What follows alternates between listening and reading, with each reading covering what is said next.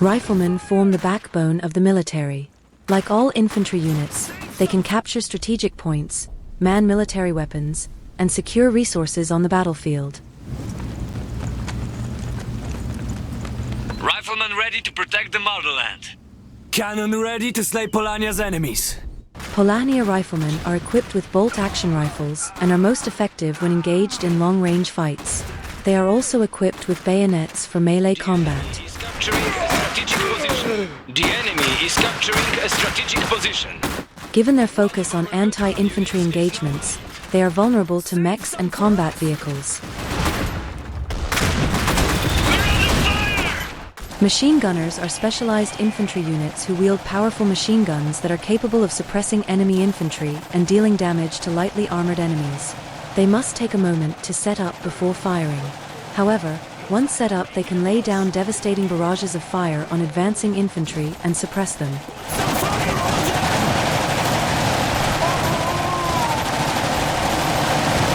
Like all infantry, they are vulnerable to mechs, so they need to be a part of a combined arms force to remain combat effective.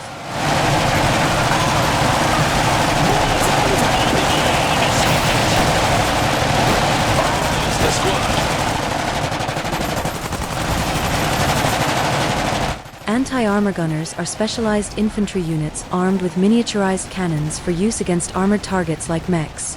With sufficient numbers, they can punch through light and medium armor with ease. With effective positioning, they can get behind mechs and exploit their weaker rear armor with devastating effect. We did it! Engaging enemy!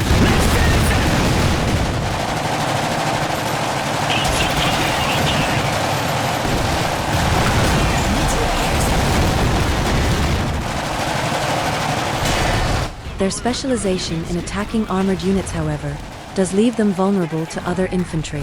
Consequently, they require support from anti-infantry units so that they may achieve maximum combat effectiveness.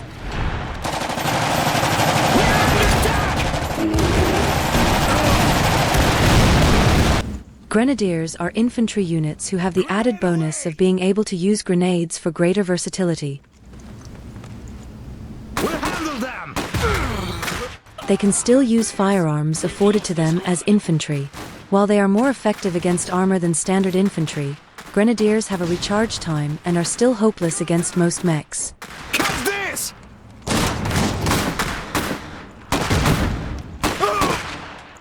They rely on keeping the enemy at range, but are vulnerable to being rushed. Consequently, they must rely on a combined arms force for maximum combat effectiveness. Enemies spotted. Heavy machine guns are a weapon system that can suppress and eliminate entire squads of infantry from a distance. They are absolutely deadly for infantry units to face alone.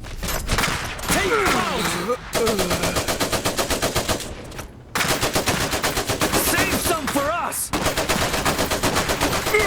Keep their heads down! Look who wants to die! A unit has become veteran. Suppressed. It's rude to ignore. HMGs are decently effective against light armored targets like exosuits and light mechs. Now let's finish them! A unit has become veteran. Heavy and we hit!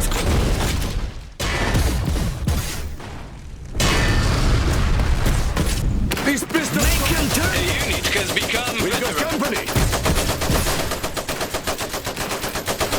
A unit has become veteran. Our MG's under fire!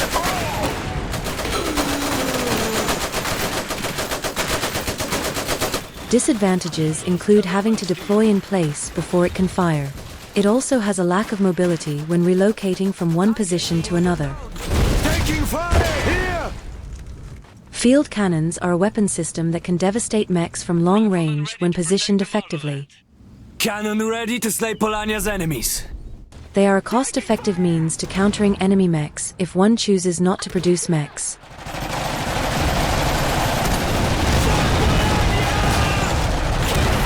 Keep your head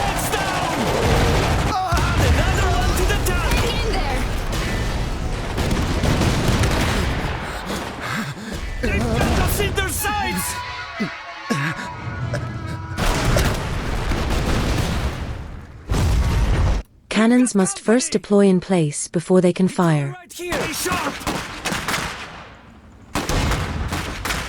Here we go! This and their lack of mobility leave them vulnerable to infantry.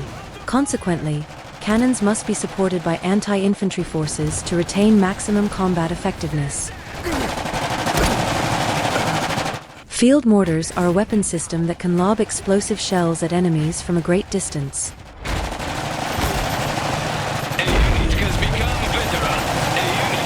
Their explosive shells inflict good damage against all unit types and have a large area of effect.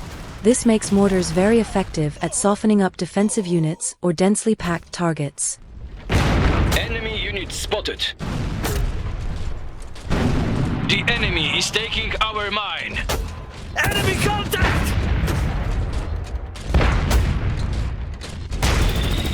Disadvantages include a slow reloading speed and the time delay between firing shells and when they actually land.